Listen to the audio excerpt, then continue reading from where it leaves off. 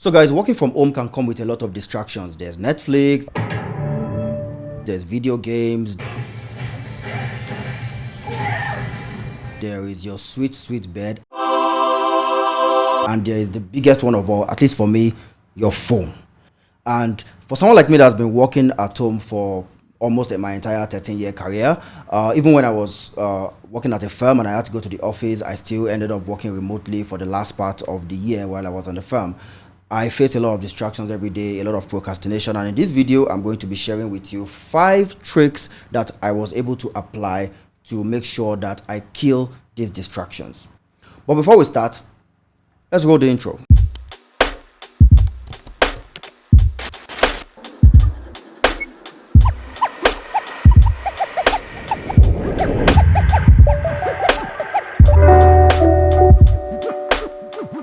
So my first and major distraction is my phone. Like, I'm always on my phone. I sometimes give myself the excuse that I have to be on Twitter, I have to keep up with updates and all. But this was really hurting my work. A lot of times when I'm working and I set out, let's say 2 hours to work, I end up pressing my phone for like 30 minutes or 45 minutes and end up burning time. Sometimes I even lose track of what I'm doing.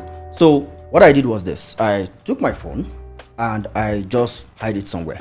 I had it somewhere during my entire work. If I'm going to work for 4 hours, my phone is not with me. I make sure that anybody I need to communicate with, I can communicate with them through probably WhatsApp or Slack. And well, while you're working, you probably shouldn't be on your phone a lot. So the first thing I did was to take the phone away. In fact, it really doesn't stay this close to me. I put it in another room or I put it in a shelf, because if I cannot reach for the phone, then it won't be a distraction. Because of my addiction to the phone for a long time, I had developed this muscle memory to just pick up my phone every 10 seconds or every 15 seconds. But with my phone away, totally out of reach, then that wasn't it. That stopped being a distraction for me. So the second thing I decided to do was to have this thing called a distraction journal. So what you do is that you have this jotter, because when we're working a lot of times, you often have some thoughts that come to your mind and you need to act on them. But these thoughts that come to your mind might not be related to the work you're doing, and you don't want to forget them. You want to take action. Maybe you need to check up something on Google, or you need to call someone, or you need to send a message. But you're working. You're within that point whereby you don't want to be distracted during your work. So you get this distraction journal. So what you do is that anytime such thoughts come, or you remember something you need to do, an action you need to take, an email you need to reply, you just write it inside your distraction journal.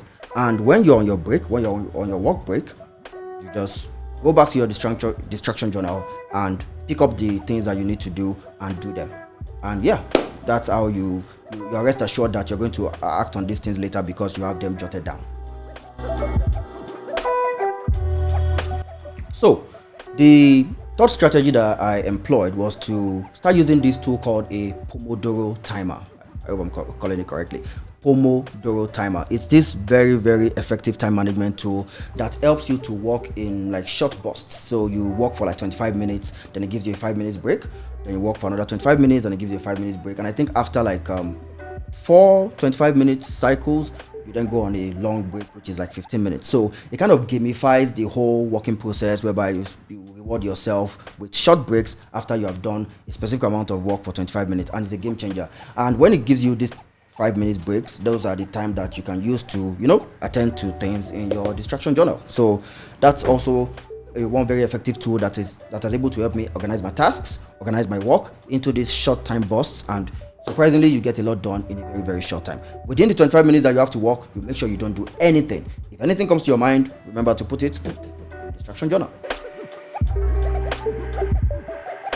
The fourth strategy I adopted was to start working in 2-hour bursts. Now, a lot of times when you have like a long task to do, maybe I have to write an article, I break it down into 2-hour bursts, because most of the time, by the time you work for 2 hours, you need to refresh, you need to take a walk, you need to stand up for a while, you probably need to take a power nap. So I try to work in 2-hour bursts. So let's say I have an article with like 6 headings. That's going to take me like 6 hours. So I deal with each of them in 2 hours. And once it's 2 hours, after every 2 hours, I try to give myself a very comprehensive break, where I get to take a walk, maybe drink some water, eat some fruit, and just refresh myself. Sometimes I can even go for a lunch break and then come back to work for another 2 hours. Because if you try to work in like long stretches of let's say 4 hours, 6 hours, you might find out that your productivity is actually declining. But when you break down your work sessions into these 2 hours, you get to work with renewed energy, you get to work with a lot of motivation because you have been refreshed before every 2 hour session.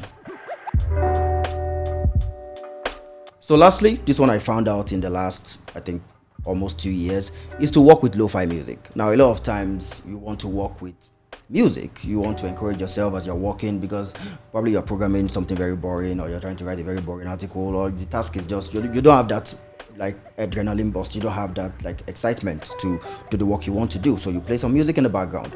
But I discovered that when you play a lot of these songs that are very stimulating, and the ones that, especially the ones you know the lyrics, you end up following the lyrics, and before you know it, you're wasting some small time here and there that is actually accumulating to a lot of time wasted doing the task. Some of us even jump up and start dancing.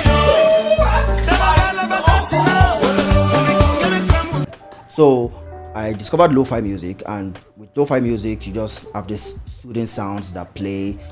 There's no lyrics to go with it, so you don't have to. Your brain doesn't have to keep up with the any point in the music. You just enjoy the music, do your work, create a nice vibe, and at the end of the day, before you know it, you've gotten a lot done. So those are the 5 ways I've been able to fight distraction working from home. I hope these tips work for you. If you have any other tips you want to share, please, I welcome you to the comment section to share your tips. And as I keep learning a lot of these distraction killing tips, I will make sure to share it with you. So stay productive, and don't forget to subscribe.